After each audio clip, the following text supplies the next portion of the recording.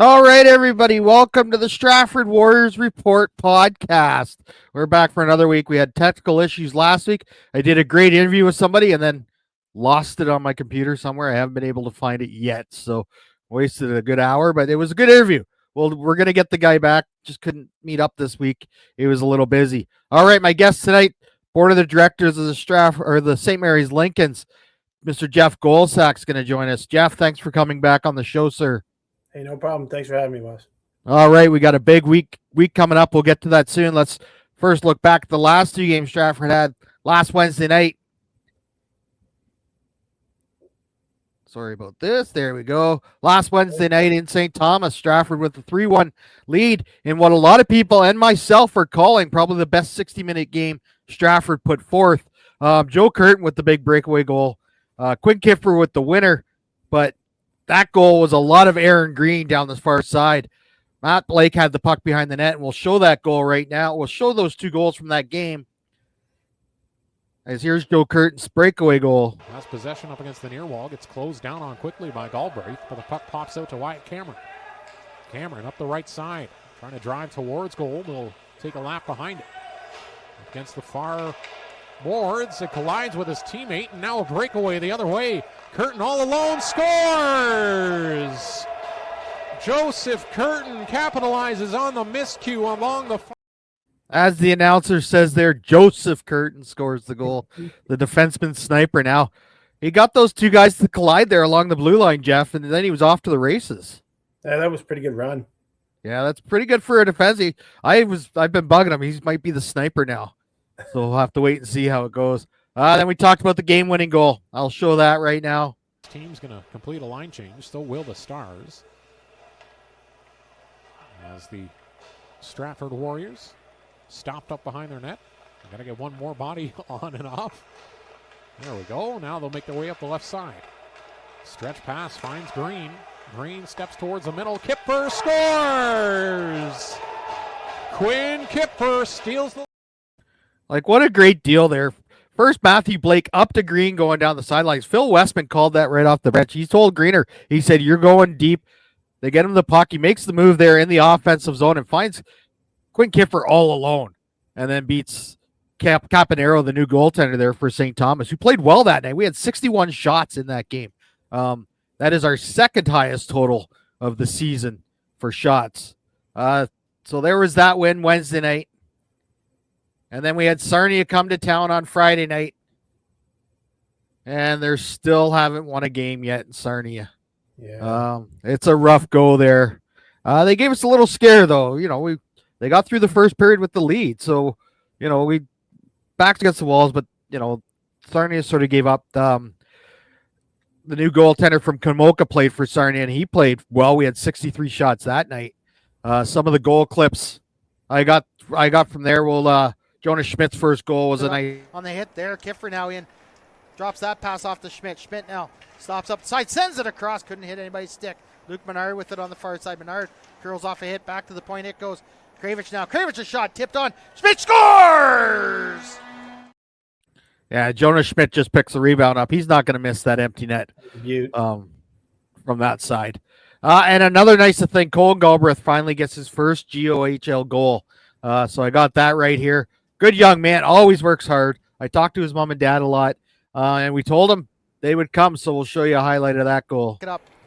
Sends it back behind the net to Arnold. Arnold lost it on the hard pass. Now Galbraith chases down the corner back to Arnold. Arnold curls away from his man in the corner. He's going to come out the other side. Sends it across the ice. Galbraith with a shot. Oh, scores! First goal, Colin Galbraith, his first GOHL goal. They're jumping around down there in the corner for the young man. It's always good to see these young guys get their first goal of their GOHL career. Oh yeah, and everyone's so excited around him too, right? It's amazing. Yeah, because you're 20 some odd games into the season, right? There was only two guys left. There's still only one. We got a defenseman without a goal yet.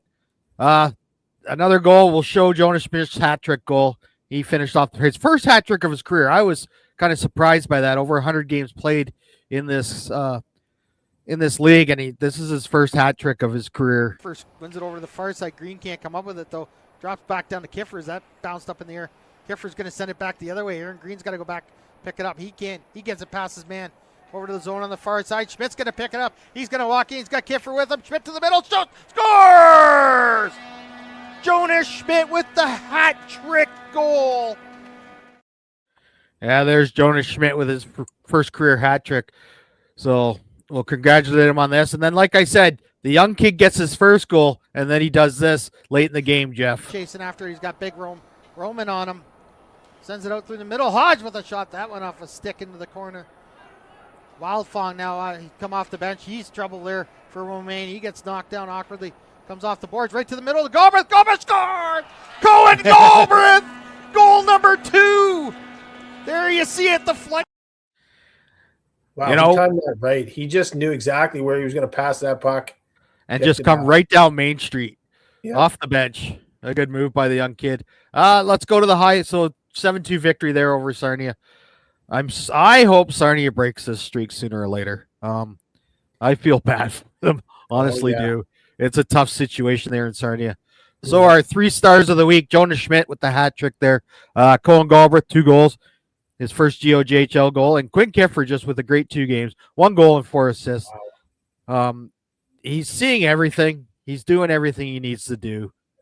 Just having a great season so far. Everybody is. It's scoring by committee in Stratford. We don't have these guys that are up 40 points, 30 points, We got a bunch of guys that are in their 20s just hanging around. It's just scoring by committee. No, that's pretty good. And Jeff, here it is. Like we go, the upcoming games. Here we go. Oh, yeah. Thursday night, December 11th, 7:30 at the PRC Center in St. Mary's. The Stratford Warriors take on the Lincolns. And we're going to talk about the Lincolns after we get through some of these other slides I got, because the Lincolns had a fabulous weekend. But for Stratford, it doesn't end there. Another tough night the next night as the London Nationals come to town to face us at 7:30 at the William Allman Arena. And then Sunday, December 14th, folks, it's not a misprint. It's a 4:30 p.m. game. The Listowel Cyclones will be in Stratford to play the Warriors. Listowel is starting to turn the corner, I think, up in North Perth. They've been playing a lot better lately. So we'll have to see. So that's our upcoming games. Before the game on the 14th of December at 2 p.m., there's an alumni game. So if you want to come out and see some players of the past, come on down to the Allman Arena at 2 p.m. If you're an alumni and you're seeing this and you haven't been contacted or you want to play, there's some contact information for you there. You can get a hold of Jamie Nigro or Jeff Shaw, and they'll direct you where you need to go. And a little bit of housekeeping. The Warriors sent Beckham McLeod to the Mitchell Hawks to get him some playing time. Being the 8th defenseman, he wasn't getting the adequate playing time you really need to see out of a young man like that. And that's a tough decision, is it not, Jeff, to do? Oh, yeah, it's very tough. All right, Jeff. So you guys had a great weekend last weekend. Yep. Took those 2 we came games off the Maroons, right? Yep. Well, Thursday night, 7-0 victory over Sarnia, and then we had the 2 tough ones up against Stratford. And that's a team that, took us out in the finals last year. They went to the Sutherland Cup, so it was kind of we didn't really know what to expect, right? You come in, you just go as hard as you can and try and put the goals in right away. Friday night, it was pretty interesting. You had Ryan Hodgkinson score the first goal and get 4 points on the night just after losing his father. We send our condolences to him and his family. So that was a nice story to see. Yep. No, yeah, it's a pretty good. Every player has their own way of dealing with grief, and I think for him being out with the boys, the family unit and whatnot, it's he didn't let up. He was the go-getter on that ice. Yeah, and a great move by your organization. They're having them out to drop the puck at the beginning of the game. Like to see that quality organization in St. Mary's. You guys run a great ship over there as well. So you got the 4 big points out of Chatham. So now you sit tied with London right now with 38 points. Yep. So this is going to be a big weekend for Stratford, because we really need to stay with the pack now. So Thursday, I think, is a big game for both teams. Oh, for sure. Like Stratford's on a 9-game winning streak, so momentum's in your favor. So it's just a matter of coming in, and both teams have to, commit to what the coaches have put in place, and we'll let the players, see what happens on the ice. Yeah, there's been both change. Like coming in from last year up in St. Mary's, you guys had quite a few changes to the team that you're icing right now, and for sure. You guys, it's been tinkered with all season long as well, right? Yep. Oh yeah, we just picked up Callum McCauley from the north, and even on Sunday he moves in on Sunday and goes and plays in Chatham and scores his first goal. Yeah, it's pretty amazing. Yeah, he's got a lot of speed, and boy, if did you get a chance to watch any of the game? I watched a bit of the game. Yeah, that hit he did on Doyle right in center ice. Holy moly.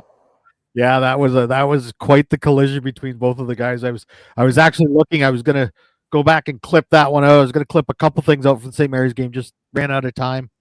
Not doing anything today as I'm still home recovering, but just ran out of time. Everything else that's going on around the house. Geoff, what else do you like about this league so far? That you see there, everything's really bunched up now again in the Western. Oh yeah, for sure. But there's some teams that I'm kind of watching. Like again, I mean, you have to watch a team like St. Thomas. They've got a lot of young talent, and they took us to a shootout, a month ago or so, and you just can't take any team lightly. They're coming in with the young, all on fire. Jason's got them on all for flying down the ice and putting the pucks in.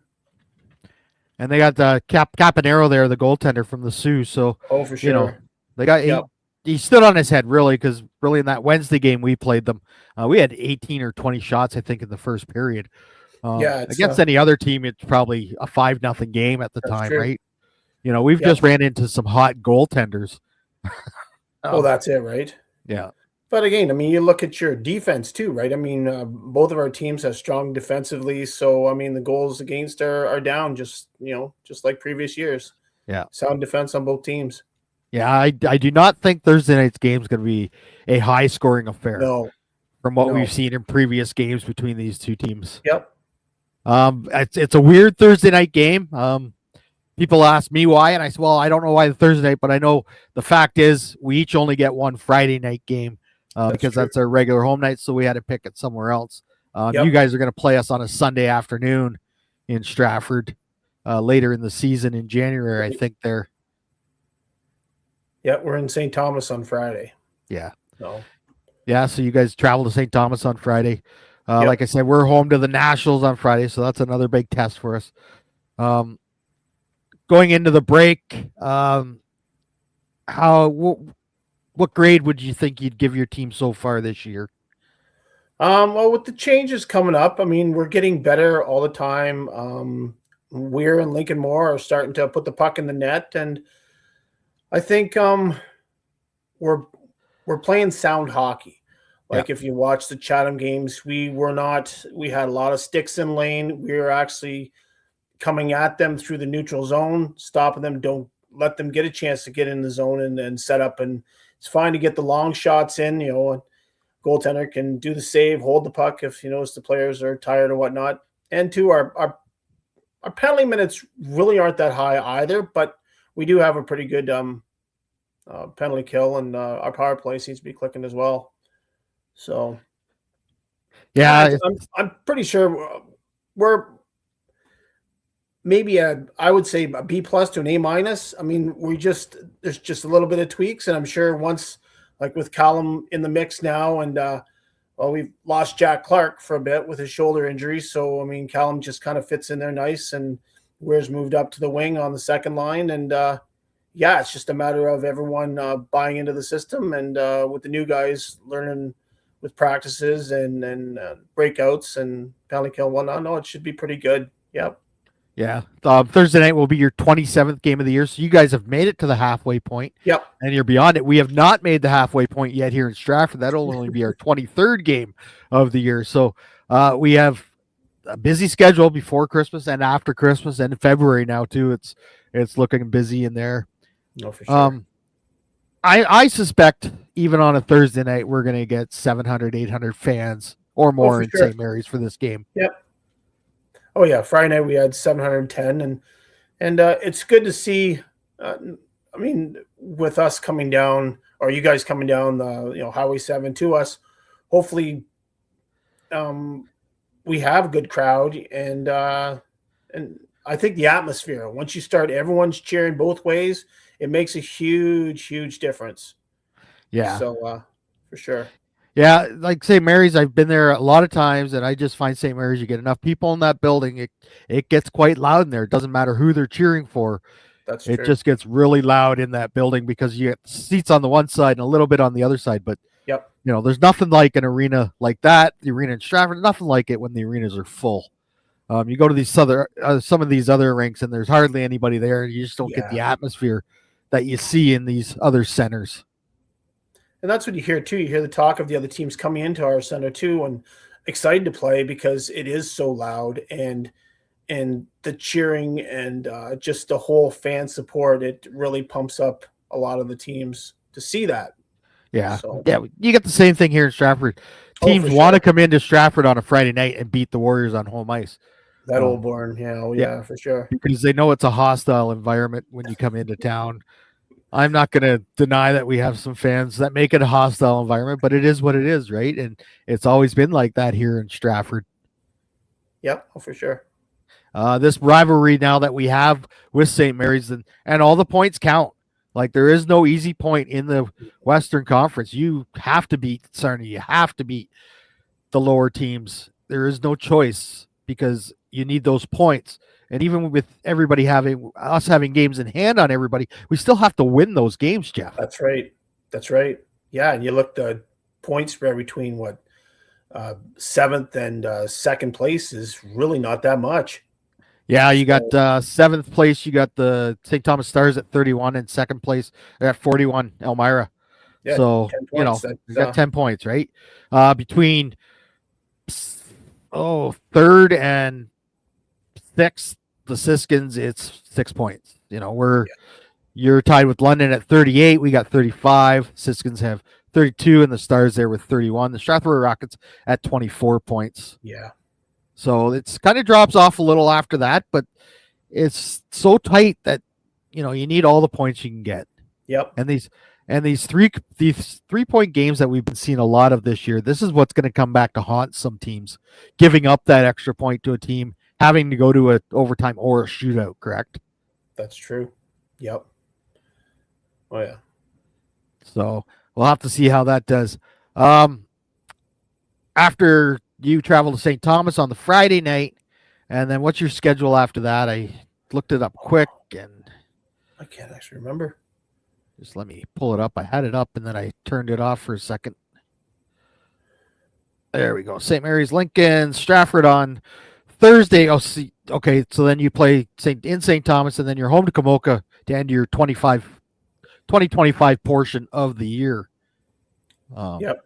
And then we got that makeup game against Chatham on the 3rd in January. So I bet you they've got that game circled for sure. Yeah, that'll be everybody will be looking forward to that one. That's the 4th and final game. Yeah, that's early in the season. Like, we play Elmira next Friday night. Not this Friday coming up, but Friday the 19th. We play Elmira for the first time this year. Yeah. We play you guys for the first time Thursday this year. Yep. So there's a lot of games. We got a lot of games with you guys in Elmira. We still have, we'll be down to, I think, one game left with London after this.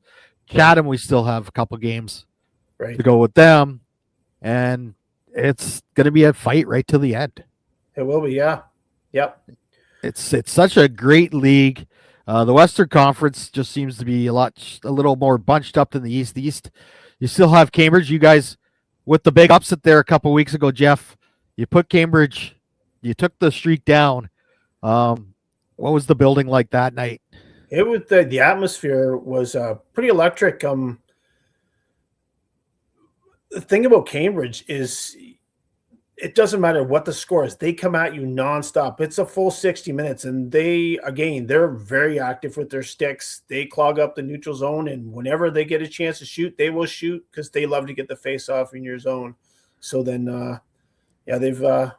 they're a really, really solid team with Todd behind the bench calling all the shots. It's interesting to see that. Yeah, a lot of people are saying, "Oh, well, they really haven't played the top team." It doesn't matter. They're getting the points. They're getting the wins. They're getting the points. Right. I don't think they've lost a regulation game on home ice yet this year. No. So, and the one thing that you find about that team, even if they are behind, they always find a way to come ahead. So, I mean, you cannot take that team lightly. They've got a lot of come from behind wins.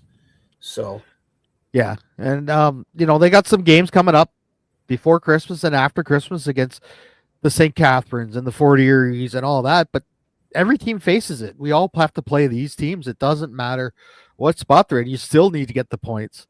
that's right. It's such a phenomenal. The Go this year, the last 2 years, I think it's been more exciting the last 2 years since they went to the Eastern and Western Conference than it was before, because by Christmas time in some of our conferences, you'd know who the teams that were in the playoffs, or even if everybody was making the playoffs, pretty much where they were going to finish out the year. Sure. Because there might have been a battle up near the top or a battle in the middle, but really the bottom teams just sort of dropped off and held on till the end of the year and get in the playoffs, right? Right. It's not like this. I mean, you still have the trade deadline coming up January 12th. That's true. I talked to Mark Nelson, assistant general manager. You're always listening. You're listening and seeing what's available, because you never know when that right piece, even though you don't need to add a piece, but you never know. All of a sudden you might get something that, hey, maybe that kid can help us. That's true. You got to keep it in the back of your mind too, that, the health of some of these kids. I mean, you never know, like with Jack Clark with his shoulder and stuff like that. That's a big void to fill. And that was something, I think, with speed and everything that Macaulay can fill in, and that'll be pretty good. I mean, it's we've lucked out with Null injury. I mean, we've Heath was injured earlier. We sent him down to Junior C to get more ice and whatnot, and with everything that's going now, you just can't take that chance of leaving a good player out there that you possibly could get to fill that extra void on your roster. Yeah. So it's always push right to the end. Yeah, and Stratford right now, they're sitting at 22 players, so there's 3 roster spots open there, right? That's always something good to have in your back pocket coming up to the deadline. Stratford, we've been lucky this year, really. Had a few injuries early. Jonas was out. A couple guys got banged up, but right now they're a healthy club, sitting with 7 defensemen and 12 forwards. So it's going to be a wild finish. I think it's going to be a wild finish to the end of the 2025 portion of the schedule as it is. Yeah. Because there's especially a lot of how big heavy games. Your schedule is too, right? Yeah, the next couple of weeks. But it's self-induced. I keep telling everybody that we brought it on ourselves. Really, the Waterloo cancellation we couldn't control, but that's part of what I'm calling in February 6th, 7th, and 8th in Stratford is going to be wild. I'm calling it the rivalry weekend. As we start off with the new rivalry, the Maroons on the Friday night, then we get the oldest rivalry, the Siskins, on the Saturday night. And then that's that Sunday afternoon game where you guys come to town. Yeah. So 3 back-to-back home games. That could be a measuring stick weekend for the Stratford Hunter Steel Warriors. That's true. Yep. How does your schedule look at the beginning of the year? You guys look like you're coming into a bit there. I'm just going to pull it up quickly. Yeah, so you start off with Chatham on the 3rd. Yep. Then you get that game with Sarnia. Sarnia in town on the 9th. Right. Listowel on the 10th in St. Mary's. And then the 16th, you come to Stratford. So that's a home game in Stratford, January 16th. So that'll be the second battle of Highway 7. Then you guys have Strathroy, LaSalle, Waterloo, Hamilton. Oh, you still have a crossover game. Yeah. That's interesting. I didn't think there was any left there. Yep. I thought they were all done. Yeah, that's pretty late for a crossover game. Yeah. And our January is just insane. We're the 2nd, the 4th, the 7th, the 9th, the 10th, 16th, 22nd, 23rd, 28th, 30th. That's wild. That's keeping the 10 boys games active. in January. Oh, well, they'll be on the ice mostly every night, I guess. That's either true. playing or practicing. Yep. Oh, So around the other teams around the league, you got LaSalle. LaSalle's holding in there. Yeah, they're kind of a hard team to measure. I mean, we had an early season loss to them, but they're still right from start to finish a 60-minute team. They do not give up. So you can't lay back and pot a couple of goals and lay back and play defensive. You got to go right at them too. Get that third goal and stick to your game plan. That's the big thing is whatever your coaching staff puts in place, just stick to it. That's the big thing. And another team, the second place team, the Elmira Sugar Kings. Here's a team. Oh yeah. I'll say it. I'm going to say it again. I'm going to probably keep saying this every time I talk about them. They were decimated in the off season. Yep. You and I talked on a regular basis about the players they were losing. I didn't see this coming. No. And Elmira is just they're on fire. Oh yeah. Like Waterloo took the best of them there in that school days game. Last Thursday there with the 3,000 kids, man. I'm glad I wasn't at the rink. I understand the whole premise of the game to get the kids interested in that. But I don't think I could sit in that arena with 3,000 kids in there. Yeah, that would have been loud. But Waterloo was able to get the win. So that I was surprised. That's an upset. Really, because Waterloo's been playing really well this year as well. There's another team we really didn't look at in our preseason preview. We talked about them a bit, but we didn't think they were going to be where they are. No. Contending like they are. Yep. Yeah, putting pucks in the net. They got some dangerous players on that team. Yeah, and then they got some good goaltending. And yep, I think that's what it really is. The goaltending in this league is phenomenal. You got two great tenders there in St. Mary's. Yep. Von Barr, I know there was a lot of people questioning at the beginning of the year. I had heard about this kid. I knew he's going to be a stud for you guys. Oh yeah, for sure. He plays such a good positional 16. game. Yeah.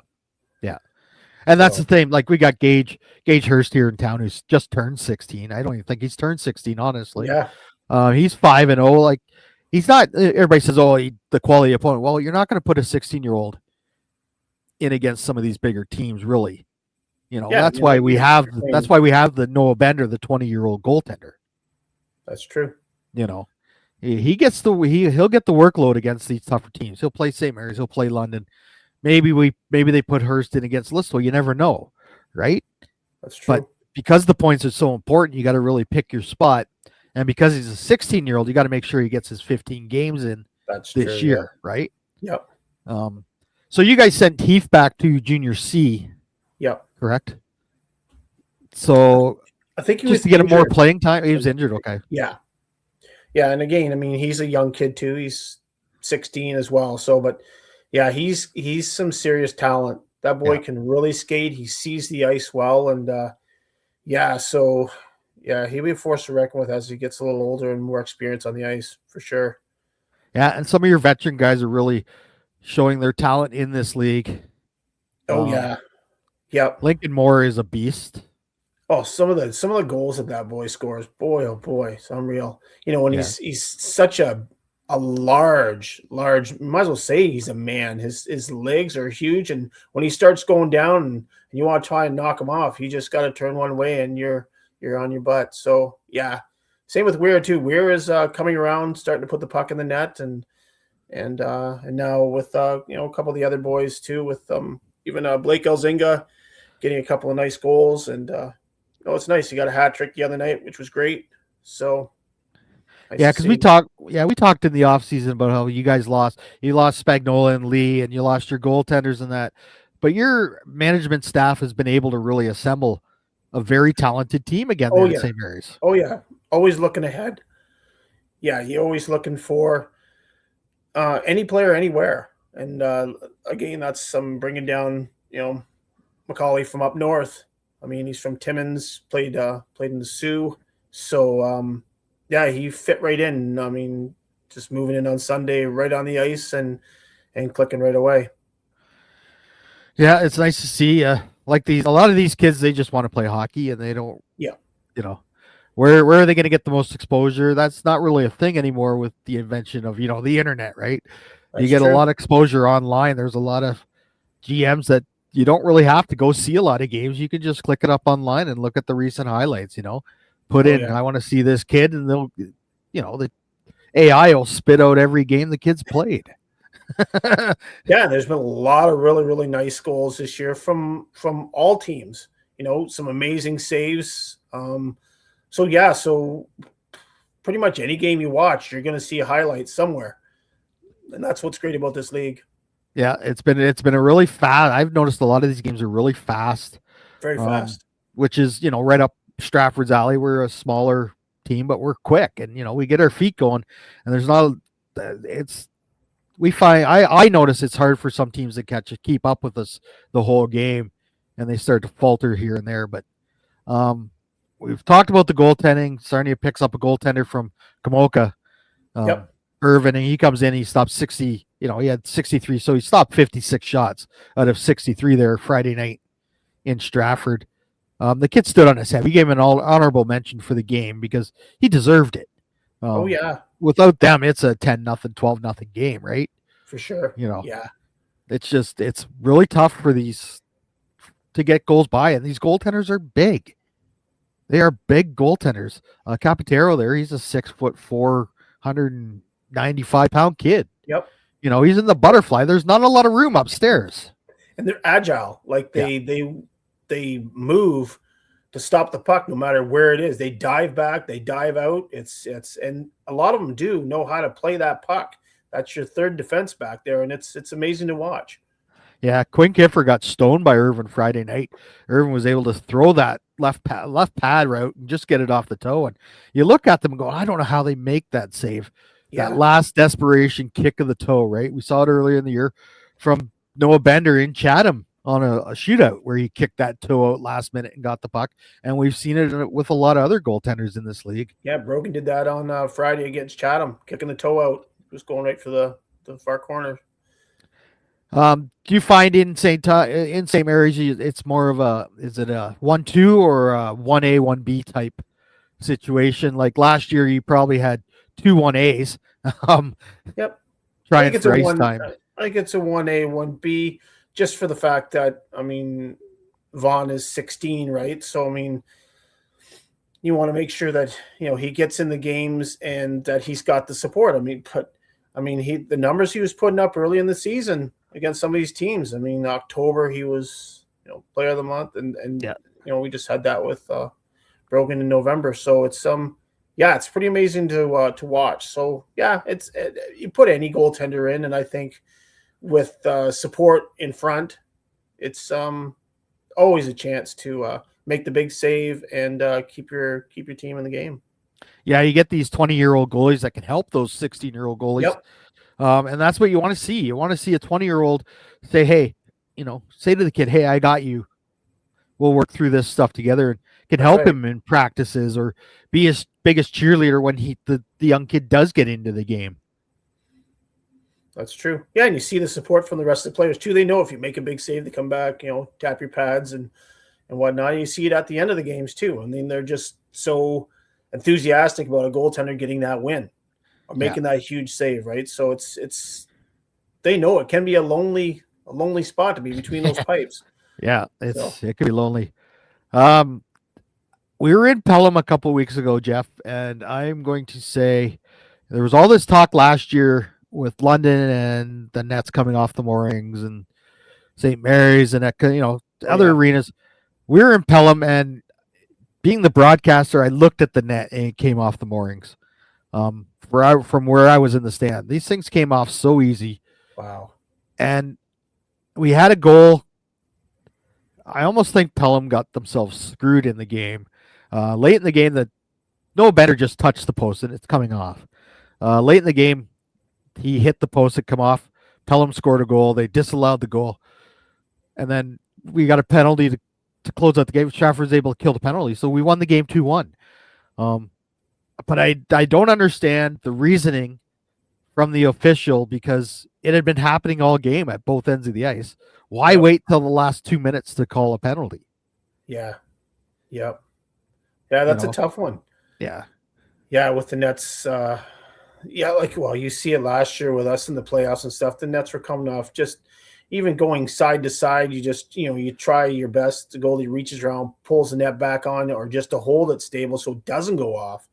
But yeah, we had a lot of goals called off last year, and both ways, both for the opposition and for us. So it's tough if you don't have those pegs. We've got those in our nets now. Yeah, you hear a lot of people say, well, it's not good for the younger kids. Well, we don't use those pegs. That's right. The younger kids are on the ice. We go back to the spikes. That's right. And use the ones that come easy off the ice. And for the older kids, you put the pegs in so you don't get the net popping off in critical moments. And yeah. But, eventually it's a league-wide thing that will happen.